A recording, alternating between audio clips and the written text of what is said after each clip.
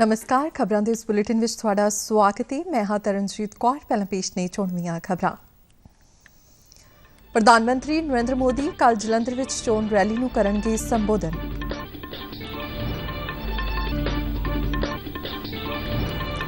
अमित शाह, प्रियंका गांधी और अरविंद केजरीवाल ने चोण प्रचार विच लियांदी तेजी।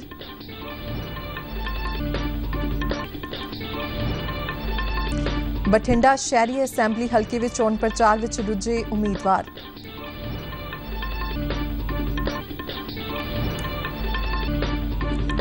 ते चोण कमिशन ने चोण प्रचार संबंधी पाबंदियां विच दित्ती कुछ ढिल। ते हुण खबरां विस्तार नाल। पंजाब विच असैंबली चोणां ते प्रचार विच दिनों दिन तेजी आ रही है। बीजेपी के सीनियर आगू और प्रधानमंत्री नरेंद्र मोदी कल 14 फरवरी नूं जलंधर विच होण वाली चोण रैली नूं संबोधन करनगे। पीएपी ग्राउंड विखे होण वाली इस रैली लई तैयारियां जारी ने। सुरक्षा के भी सख्त प्रबंध किए गए ने। भारतीय जनता पार्टी के सीनियर आगू और केंद्रीय गृह मंत्री अमित शाह ने कहा कि अज पंजाब की हालत बेहद खस्ता है। लुधियाना ते पटियाला विच बीजेपी और उसके गठजोड़ के उम्मीदवारों के हक विच अज एक चोण रैली दौरान अमित शाह ने कहा कि सूबे ते 4 लाख करोड़ रुपए का कर्ज चढ़िया होया है और कांग्रेस कोल विकास का कोई रोड मैप नहीं है। उन्होंने कहा कि अरविंद केजरीवाल वोटां की राजनीति करते हैं। अमित शाह ने कहा कि बीजेपी पंजाब के विकास का विजन लैके चोणां विच आई है। मैं आपको बताना चाहता हूं मित्रों, हम यहां पर पंजाब के विकास का खाका लेकर आए और पंजाब के अंदर जो महान सिख परंपरा है, सिखी के लिए मैं दावे से कह सकता हूं कि आजादी के बाद नरेंद्र मोदी जी ने जितना सिख परंपरा के लिए किया है, देश के किसी भी प्रधानमंत्री जी ने नहीं किया है। इधर कांग्रेस पार्टी की कौमी जनरल सकत्तर प्रियंका गांधी वाड्रा ने आज फरीदकोट जिले के कोटकपुरा असैंबली हल्के विच कांग्रेस के उम्मीदवार अजयपाल सिंह संधू के हक विच एक चोण रैली नूं संबोधन किया। उन्होंने कहा कि कांग्रेस पार्टी ही सही तौर पर गरीब और पछड़े लोगों के विकास लिए काम कर सकती है। पंजाब के विकास की वचनबद्धता दोहराउंदियां प्रियंका गांधी ने लोगों को कांग्रेस के हक विच वोटां पाउण की अपील की और कहा कि सूबे विच मजबूत ते वधिया सरकार स्थापित की जाएगी। आप किसान हैं, आप मजदूरी करते हैं, आप छोटे छोटे कारोबार खोलते हैं, छोटे बिजनेस हैं आपके, उनकी मदद के लिए एक सरकार चाहिए। एक ऐसी सरकार जो आपके छोटे बिजनेसों को, आपके छोटे दुकानों को मजबूत बनाए। आपने जितने संकट देखे हैं, कोविड के समय, लॉकडाउन के समय, बेरोजगारी की वजह से उनको दूर करने का काम करे। तो हम आपको एक ऐसी सरकार देना चाहते हैं। दूजे पासे पंजाब कांग्रेस के प्रधान नवजोत सिंह सिद्धू ने आज अमृतसर विच एनआरआईज नाल चर्चा की। उन्होंने कहा कि वो अगली जनरेशन लिए लड़ रहे हैं। उन्होंने कहा कि पंजाब विच कांग्रेस सरकार बनने ते विकास यकीनी बनाया जाएगा। उधर आम आदमी पार्टी के कन्वीनर अरविंद केजरीवाल ने आज अमृतसर विच एक रोड शो कढ़िया। पार्टी के सूबा प्रधान भगवंत मान भी इस मौके उन्होंने नाल सन। मगरों पत्रकारों नाल गलबात करदियां अरविंद केजरीवाल ने कहा कि पंजाब के मुख मंत्री चरणजीत सिंह चन्नी 2 असैंबली हल्कियां तो चोण मैदान विच नहीं और दोवें हल्कियां तो चोण नहीं जीत सकणगे। हमने चन्नी साहब 2 सीटों से लड़ रहे हैं। हमने दोनों सीटों पे सर्वे कराए हैं। एक बार कराया, नतीजे बड़े शॉकिंग आए, फिर दोबारा कराया, फिर तिबारा कराया, 3 बार सर्वे कराए। चन्नी साहब दोनों सीटों से हार रहे हैं और बुरी तरह से हार रहे हैं। आज़ादी का अमृत महोत्सव ਨੂੰ समर्पित आज़ादी का सफर तहत ਅਸੀਂ ਭਾਰਤ ਦੀ ਆਜ਼ਾਦੀ ਵਿੱਚ ਯੋਗਦਾਨ ਪਾਉਣ ਵਾਲੇ ਵੱਖ-ਵੱਖ ਮੰਨੇ ਪਰਮੰਨੇ ਅਤੇ ਗੁਮਨਾਮ ਆਜ਼ਾਦੀ ਸੰਗਰਾਮੀਆਂ ਦੇ ਜੀਵਨ ਦੇ ਪਹਿਲੂਆਂ ਤੋਂ ਤੁਹਾਨੂੰ ਜਾਣੂ ਕਰਵਾਉਂਦੇ ਹਾਂ। ਇਸ ਤੋਂ ਇਲਾਵਾ ਆਜ਼ਾਦੀ ਦੇ ਸੰਘਰਸ਼ ਨਾਲ ਜੁੜੀਆਂ ਹੋਰ ਗਤੀਵਿਧੀਆਂ ਬਾਰੇ ਵੀ ਦੱਸਦੇ ਹਾਂ। ਅੱਜ ਦੀ ਕੜੀ ਵਿੱਚ ਅਸੀਂ ਤੁਹਾਨੂੰ ਆਜ਼ਾਦੀ ਘੁਲਾਟੀਏ ਬੁੱਧੂ ਭਗਤ ਅਤੇ ਭਾਰਤ ਦੀ ਸਵਰ ਕੋਕਿਲਾ ਸਰੋਜਿਨੀ ਨਾਇਡੂ ਬਾਰੇ ਜਾਣਕਾਰੀ ਦੇ ਰਹੇ ਹਾਂ।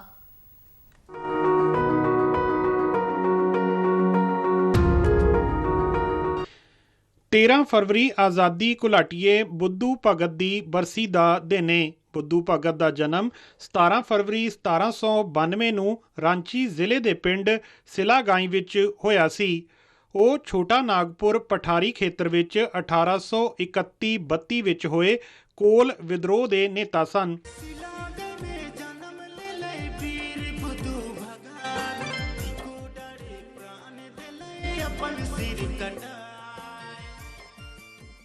ਇਸ ਵਿਦਰੋਹ ਨੂੰ ਲਰਕਾ ਅੰਦੋਲਨ ਦੇ ਨਾਂ ਨਾਲ ਵੀ ਜਾਣਿਆ ਜਾਂਦਾ ਏ। ਕੋਲ ਵਿਦਰੋਹ ਦੌਰਾਨ ਬੁੱਧੂ ਭਗਤ ਨੇ ਅੰਗਰੇਜ਼ਾਂ ਦੇ ਸਵਾਮੀ ਭਗਤ ਸਥਾਨਕ ਜ਼ਿਮੀਂਦਾਰਾਂ ਖਿਲਾਫ ਕੋਲ ਸਮੁਦਾਇ ਦੀ ਅਗਵਾਈ ਕੀਤੀ। ਉਹ ਜੰਗਲਾਂ ਦੇ ਸੋਮਿਆਂ ਨੂੰ ਵੀ ਬਚਾਉਣਾ ਚਾਹੁੰਦੇ ਸਨ। ਵਿਦਰੋਹ ਦੌਰਾਨ ਬਰਤਾਨਵੀ ਸੈਨਿਕਾਂ ਨੇ ਅੰਨ੍ਹੇਵਾਹ ਢੰਗ ਨਾਲ ਬੇਦੋਸ਼ੇ ਲੋਕਾਂ ਦੀ ਹੱਤਿਆ ਕੀਤੀ। ਇੱਥੋਂ ਤੱਕ ਕਿ ਬਜ਼ੁਰਗਾਂ, ਮਹਿਲਾਵਾਂ ਤੇ ਬੱਚਿਆਂ ਨੂੰ ਵੀ ਨਹੀਂ ਬਖਸ਼ਿਆ। ਲੋਕਾਂ ਨੂੰ ਬਚਾਉਣ ਲਈ ਬੁੱਧੂ ਭਗਤ ਆਪਣੇ 2 ਪੁੱਤਰਾਂ ਹਲਧਰ ਅਤੇ ਗਿਰੀਧਰ ਦੇ ਨਾਲ ਅੰਗਰੇਜ਼ਾਂ ਖਿਲਾਫ ਸੰਘਰਸ਼ ਵਿੱਚ ਕੁੱਦ ਪਏ।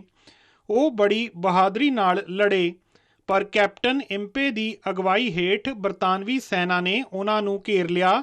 ਉਹ ਜਾਣਦੇ ਸਨ ਕਿ ਜ਼ਾਲਮ ਅੰਗਰੇਜ਼ ਸੈਨਿਕ ਬੇਦੋਸ਼ੇ ਪਿੰਡ ਵਾਸੀਆਂ ਨੂੰ ਗੋਲੀ ਮਾਰ ਦੇਣਗੇ। ਆਪਣੇ ਲੋਕਾਂ ਨੂੰ ਬਚਾਉਣ ਲਈ ਬੁੱਧੂ ਨੇ ਆਤਮ ਸਮਰਪਣ ਦਾ ਪ੍ਰਸਤਾਵ ਦਿੱਤਾ, ਪਰ ਜ਼ਾਲਮ ਅੰਗਰੇਜ਼ ਅਧਿਕਾਰੀ ਨੇ ਗੋਲੀ ਚਲਾਉਣ ਦਾ ਹੁਕਮ ਦੇ ਦਿੱਤਾ ਅਤੇ ਬੁੱਧੂ ਭਗਤ 13 ਫਰਵਰੀ 1832 ਨੂੰ ਸ਼ਹੀਦ ਹੋ ਗਏ। ਦੇਸ਼ ਦੀ ਮਿੱਟੀ ਦੇ ਇਸ ਮਹਾਨ ਸੁਪੁੱਤਰ ਨੂੰ ਨਿੱਘੀ ਸ਼ਰਧਾਂਜਲੀ।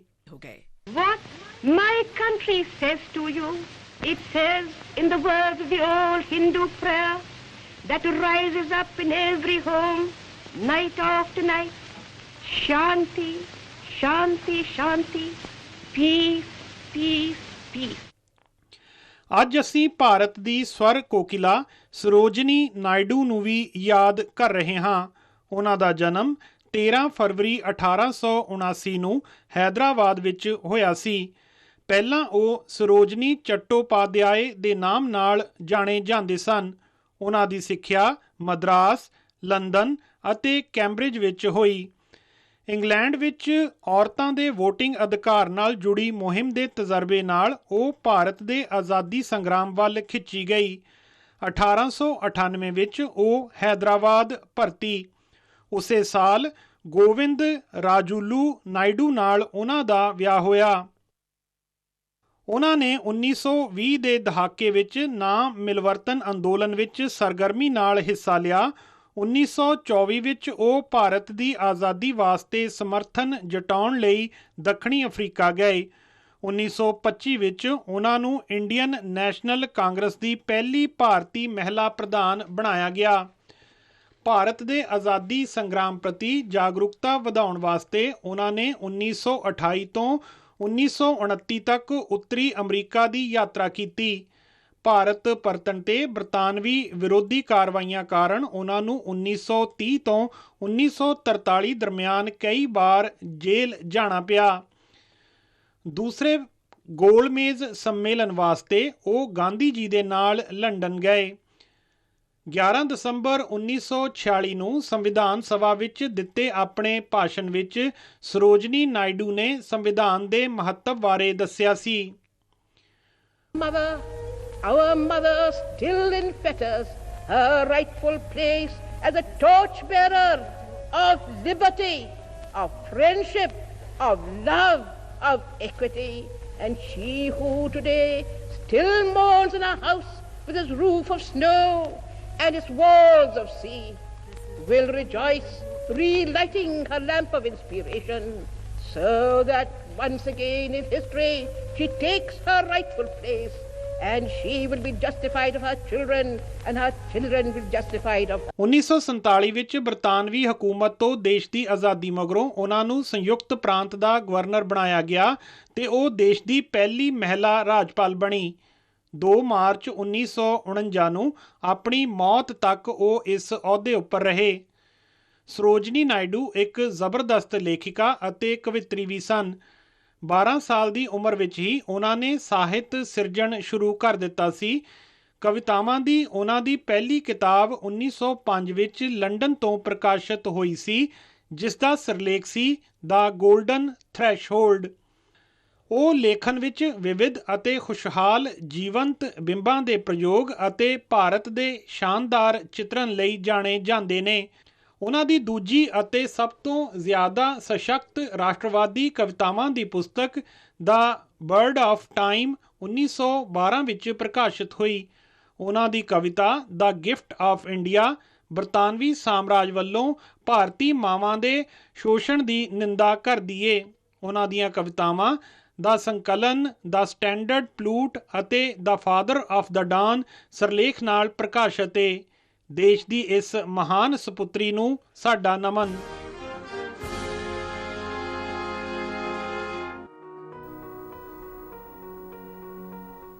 ਪੰਜਾਬ ਦੇ ਕਈ ਅਸੈਂਬਲੀ ਹਲਕਿਆਂ ਵਿੱਚ ਬਹੁਕੌਮੀ ਮੁਕਾਬਲੇ ਦੇਖਣ ਨੂੰ ਮਿਲ ਰਹੇ ਨੇ। ਬਠਿੰਡਾ ਸ਼ਹਿਰੀ ਹਲਕਾ ਵੀ ਇਹਨਾਂ ਵਿੱਚ ਸ਼ਾਮਲ ਹੈ। ਕਾਂਗਰਸ ਪਾਰਟੀ ਦੇ ਮਨਪ੍ਰੀਤ ਸਿੰਘ ਬਾਦਲ ਸਮੇਤ ਹੋਰ ਸਾਰੇ ਉਮੀਦਵਾਰ ਚੋਣ ਪ੍ਰਚਾਰ ਵਿੱਚ ਪੂਰੀ ਤਰ੍ਹਾਂ ਲੱਗੇ ਹੋਏ ਨੇ। ਇੱਕ ਰਿਪੋਰਟ। ਪੰਜਾਬ ਵਿੱਚ ਬਠਿੰਡਾ ਸ਼ਹਿਰੀ ਵਿਧਾਨ ਸਭਾ ਹਲਕੇ ਦੀ ਚੋਣ ਸੂਬੇ ਦੇ ਪ੍ਰਮੁੱਖ ਮੁਕਾਬਲਿਆਂ ਵਿੱਚ ਸ਼ੁਮਾਰ ਹੈ। ਪੰਜਾਬ ਦੇ ਬਾਕੀ ਹਿੱਸਿਆਂ ਵਾਂਗ ਇਸ ਸੀਟ ਤੇ ਵੀ ਬਦਲਵੇਂ ਸਮੀਕਰਨਾਂ ਦਾ ਪ੍ਰਭਾਵ ਵੇਖਣ ਨੂੰ ਮਿਲ ਰਿਹਾ ਹੈ।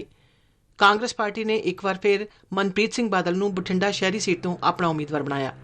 ਇਸ ਵਾਰ ਸ਼੍ਰੋਮਣੀ ਅਕਾਲੀ ਦਲ ਅਤੇ ਭਾਜਪਾ ਦੇ ਤੋੜ ਵਿਛੋੜੇ ਕਾਰਨ ਦੋਵੇਂ ਹੀ ਪਾਰਟੀਆਂ ਨੇ ਆਪਣੇ ਆਪਣੇ ਉਮੀਦਵਾਰ ਚੋਣ ਮੈਦਾਨ ਵਿੱਚ ਉਤਾਰੇ ਨੇ। ਸਰੂਪ ਚੰਦ ਸਿੰਗਲਾ ਸ਼੍ਰੋਮਣੀ ਅਕਾਲੀ ਦਲ ਜਦਕਿ ਰਾਜ ਨੰਬਰਦਾਰ ਭਾਰਤੀ ਜਨਤਾ ਪਾਰਟੀ ਦੇ ਉਮੀਦਵਾਰਾਂ ਵਜੋਂ ਚੋਣ ਮੈਦਾਨ ਵਿੱਚ ਨਿਤਰੇ ਨੇ। ਪਿਛਲੀਆਂ ਵਿਧਾਨ ਸਭਾ ਚੋਣਾਂ ਦੌਰਾਨ ਇਸ ਸੀਟ ਤੇ ਦੂਜੇ ਨੰਬਰ ਤੇ ਰਹੀ ਆਮ ਆਦਮੀ ਪਾਰਟੀ ਨੇ ਜਗਰੂਪ ਸਿੰਘ ਗਿੱਲ ਨੂੰ ਆਪਣਾ ਉਮੀਦਵਾਰ ਬਣਾਇਆ ਹੈ। ਸੰਯੁਕਤ ਸਮਾਜ ਮੋਰਚਾ ਦੇ ਹਰਮਿਲਾਪ ਸਿੰਘ ਗਰੇਵਾਲ ਵੀ ਆਪਣੀ ਕਿਸਮਤ ਅਜ਼ਮਾ ਰਹੇ ਨੇ। ਇਸ ਤਰ੍ਹਾਂ ਬਠਿੰਡਾ ਸ਼ਹਿਰੀ ਸੀਟ ਤੋਂ ਇਸ ਵਾਰ ਬਹੁਕੌਮੀ ਮੁਕਾਬਲਾ ਹੁੰਦਾ ਨਜ਼ਰ ਆ ਰਿਹਾ ਹੈ। ਬਠਿੰਡਾ ਸ਼ਹਿਰੀ ਹਲਕੇ ਵਿੱਚ ਥਰਮਲ ਪਲਾਂਟ ਦਾ ਬੰਦ ਹੋਣਾ, ਰਿਹਾਇਸ਼ੀ ਇਲਾਕਿਆਂ ਨਜ਼ਦੀਕ ਲੱਗੇ ਕਚਰਾ ਟ੍ਰੀਟਮੈਂਟ ਪਲਾਂਟ ਨਾਲ ਲੋਕਾਂ ਨੂੰ ਆ ਰਹੀ ਪਰੇਸ਼ਾਨੀ, ਸ਼ਹਿਰ ਵਿੱਚ ਅਵਾਰਾ ਪਸ਼ੂਆਂ ਕਾਰਨ ਹੋ ਰਹੇ ਹਾਦਸੇ ਆਦਿ ਮੁੱਖ ਮੁੱਦੇ ਨੇ। ਮਨਪ੍ਰੀਤ ਸਿੰਘ ਬਾਦਲ ਸਾਫ਼ ਸੁਥਰੇ ਅਕਸ ਅਤੇ ਚੰਗੀ ਨੀਅਤ ਦਾ ਵਾਸਤਾ ਦਿੰਦਿਆਂ ਹਲਕੇ ਵਿੱਚ ਕੀਤੇ ਵਿਕਾਸ ਕਾਰਜਾਂ ਦੇ ਨਾਂ ਤੇ ਵੋਟਾਂ ਮੰਗ ਰਹੇ ਨੇ।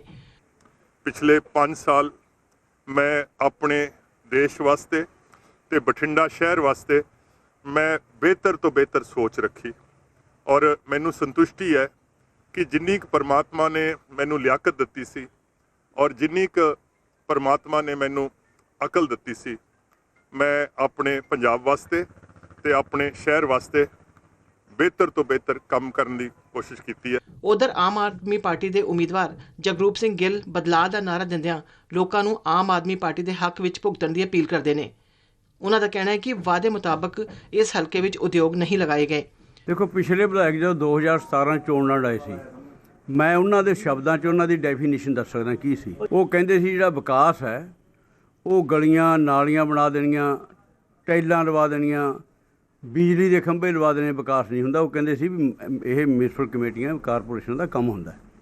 ਉਹ ਕਹਿੰਦੇ ਸਰਕਾਰਾਂ ਦਾ ਕੰਮ ਹੁੰਦਾ ਲੋਕਾਂ ਵਾਸਤੇ ਰੁਜ਼ਗਾਰ ਪੈਦਾ ਕਰੇ, ਕਿਸੇ ਦੇ ਚੁੱਲ੍ਹਾ ਬਲਦਾ ਹੋਵੇ ਉਹਦੀ ਰੋਟੀ ਬਣੇ, ਉਹ ਪੈਸਾ ਸਟੇਟ ਦੀ ਇਕੋਨਮੀ ਨੂੰ ਤਕੜਾ ਕਰੇ, ਇਹ ਵਿਕਾਸ ਹੁੰਦਾ। ਅਤੇ ਉਹ 5 ਸਾਲ ਹੋ ਗਏ, ਜਿਹੜੀ ਉਹਨਾਂ ਦੀ ਡੈਫੀਨੇਸ਼ਨ ਸੀ ਵਿਕਾਸ ਦੀ ਇੱਕ ਵੀ ਨਹੀਂ ਕੀਤੀ। ਉਹਨਾਂ ਨੇ ਕਿਹਾ ਸੀ ਇੱਥੇ ਨੌਕਰੀਆਂ ਦੇਵਾਂਗੇ, ਹਰ ਘਰ 'ਚ ਰੁਜ਼ਗਾਰ ਦੇਵਾਂਗੇ, ਇੱਕ ਵੀ ਨਹੀਂ ਦਿੱਤਾ। ਸ਼੍ਰੋਮਣੀ ਅਕਾਲੀ ਦਲ ਦੇ ਸਰੂਪ ਚੰਦ ਸਿੰਗਲਾ ਕਾਂਗਰਸ ਪਾਰਟੀ ਦੀਆਂ ਨਾਕਾਮੀਆਂ ਦਾ ਉਚੇਚੇ ਤੌਰ ਤੇ ਜ਼ਿਕਰ ਕਰਦਿਆਂ ਭ੍ਰਸ਼ਟਾਚਾਰ ਦੇ ਗੰਭੀਰ ਇਲਜ਼ਾਮ ਲਗਾ ਰਹੇ ਨੇ। ਦੇਖੋ, ਵਿਕਾਸ ਹੋਇਆ ਸੀ ਸ਼੍ਰੋਮਣੀ ਅਕਾਲੀ ਦਲ ਦੇ ਟਾਈਮ ਤੇ, ਅੱਜ ਵਿਨਾਸ਼ ਕੀਤਾ ਕਾਂਗਰਸ ਪਾਰਟੀ ਨੇ। ਔਰ ਮੈਂ ਕਹਿ ਸਕਦਾ ਕਿ ਜਿੱਥੇ ਵਿਕਾਸ ਦੇ ਨਾਂ ਤੇ ਪੈਸੇ ਦੀ ਲੁੱਟ ਹੋਈ ਹੈ, ਲੋਕਾਂ ਨੂੰ ਕੋਈ ਫਾਇਦਾ ਨਹੀਂ ਮਿਲਿਆ। ਅੱਜ ਕਾਂਗਰਸ ਪਾਰਟੀ ਦੇ ਖਿਲਾਫ ਜਿਹੜੀ ਇਹਨਾਂ ਦੀ ਬਦਨੀਤੀ ਹੈ ਉਹਦੇ ਪ੍ਰਤੀ ਜਾਗਰੂਕਤਾ ਆਈ ਹੋਈ ਹੈ। ਭਾਰਤੀ ਜਨਤਾ ਪਾਰਟੀ ਦੇ ਰਾਜ ਨੰਬਰਦਾਰ ਦਾ ਕਹਿਣਾ ਹੈ ਕਿ ਭਾਜਪਾ ਦੀ ਅਗਵਾਈ ਵਾਲੀ ਕੇਂਦਰ ਸਰਕਾਰ ਨੇ ਪੰਜਾਬ ਅਤੇ ਪੰਜਾਬੀਅਤ ਲਈ ਅਨੇਕਾਂ ਫੈਸਲੇ ਕੀਤੇ ਅਤੇ ਪੰਜਾਬ ਦੇ ਵਿਕਾਸ ਲਈ ਲੋਕਾਂ ਨੂੰ ਭਾਰਤੀ ਜਨਤਾ ਪਾਰਟੀ, ਸੰਯੁਕਤ ਅਕਾਲੀ ਦਲ ਅਤੇ ਪੰਜਾਬ ਲੋਕ ਕਾਂਗਰਸ ਦੇ ਹੱਥ ਮਜ਼ਬੂਤ ਕਰਨੇ ਚਾਹੀਦੇ ਨੇ। ਖੁਸ਼ਹਾਲੀ ਲਿਆਉਣੀ ਹੈ, ਅਮਨ ਲਿਆਉਣਾ ਮੇਰੇ ਮੈਂ ਸ਼ਹਿਰ 'ਚ, ਗੁੰਡਾਗਰਦੀ ਪਾਸੇ ਹਟਾਣੀ ਹੈ। ਮੈਨੂੰ ਇੱਕ ਵਿਕਾਸ ਦਾ ਗਣਾ ਦੇਣ ਵੀ ਆਹ ਕੀਤਾ, ਉਹ ਸਕੂਲ ਬਣਾਏ ਹੈ, ਉਹ ਸੈਂਟਰ ਗੌਰਮੈਂਟ ਦਾ ਪੈਸਾ ਹੈ, ਸਾਡੀ ਬੀਜੇਪੀ ਸਰਕਾਰ ਨੇ ਦਿੱਤਾ ਹੈ। ਹੋਰ ਕੀ ਕੀਤਾ ਦੱਸ ਦੇਣ। ਸਕੂਲ ਜ਼ਰੂਰ 2-3 ਬਣਾਤੇ, ਕੋਈ ਵਾਅਦਾ ਨਹੀਂ ਹੋਇਆ ਪੂਰਾ। ਦੱਸ ਦੇਣ ਮੇਰਾ ਡਿਬੇਟ ਕਰ ਲੈਣ ਜਦੋਂ ਮਰਜ਼ੀ। ਸਾਰੀਆਂ ਹੀ ਪਾਰਟੀਆਂ ਦੇ ਉਮੀਦਵਾਰ ਆਪਣੇ ਆਪਣੇ ਤਰੀਕੇ ਨਾਲ ਵੋਟਰਾਂ ਨੂੰ ਭਰਮਾਉਣ ਵਿੱਚ ਲੱਗੇ ਹੋਏ ਨੇ, ਪਰ ਅਸਲ ਫੈਸਲਾ ਤਾਂ 20 ਫਰਵਰੀ ਨੂੰ ਹਲਕੇ ਦੇ ਵੋਟਰਾਂ ਨੇ ਹੀ ਕਰਨਾ ਹੈ। ਬਠਿੰਡਾ ਤੋਂ ਅੰਮ੍ਰਿਤਪਾਲ ਸਿੰਘ ਦੇ ਨਾਲ ਊਸ਼ਾ ਪਵਾਰ, ਦੂਰਦਰਸ਼ਨ ਸਮਾਚਾਰ, ਜਲੰਧਰ। ਭਾਰਤ ਚੋਣ ਕਮਿਸ਼ਨ ਨੇ ਪੰਜਾਬ ਸਮੇਤ ਚੋਣਾਂ ਵਾਲੇ 5 ਸੂਬਿਆਂ ਵਿੱਚ ਚੋਣਾਂ ਸੰਬੰਧੀ ਲਗਾਈਆਂ ਪਾਬੰਦੀਆਂ ਵਿੱਚ ਕੁਝ ਢਿੱਲ ਦਿੱਤੀ ਹੈ। ਹੁਣ ਸਿਆਸੀ ਪਾਰਟੀਆਂ 50% ਦੀ ਸਮਰੱਥਾ ਦੇ ਨਾਲ ਖੁੱਲ੍ਹੇ ਮੈਦਾਨ ਵਿੱਚ ਰੈਲੀਆਂ ਕਰ ਸਕਣਗੀਆਂ। ਇਸ ਤੋਂ ਇਲਾਵਾ ਹੁਣ ਚੋਣ ਪ੍ਰਚਾਰ ਸਵੇਰੇ 6 ਵਜੇ ਤੋਂ ਰਾਤ 10 ਵਜੇ ਤੱਕ ਕੀਤਾ ਜਾ ਸਕੇਗਾ। ਨਵੀਆਂ ਹਦਾਇਤਾਂ ਮੁਤਾਬਿਕ ਸਿਆਸੀ ਪਾਰਟੀਆਂ ਪੈਦਲ ਯਾਤਰਾ ਤੇ ਰੋਡ ਸ਼ੋਅ ਵੀ ਕਰ ਸਕਣਗੀਆਂ, ਪਰ ਇਸ ਵਿੱਚ ਸ਼ਾਮਲ ਹੋਣ ਵਾਲਿਆਂ ਦੀ ਗਿਣਤੀ ਨੂੰ ਲੈ ਕੇ SDMA ਦੀਆਂ ਹਦਾਇਤਾਂ ਮੰਨਣੀਆਂ ਹੋਣਗੀਆਂ। ਤੇ ਇਸ ਨਾਲ ਹੀ ਖਬਰਾਂ ਦਾ ਇਹ ਬੁਲੇਟਿਨ ਖਤਮ ਹੋਇਆ। मैं मास्क लगा के स्टूडियो तो बाहर जा रही हाँ, तुसी भी बाहर जाने वेले मास्क लगा के जाओ। इजाजत दिओ, नमस्कार।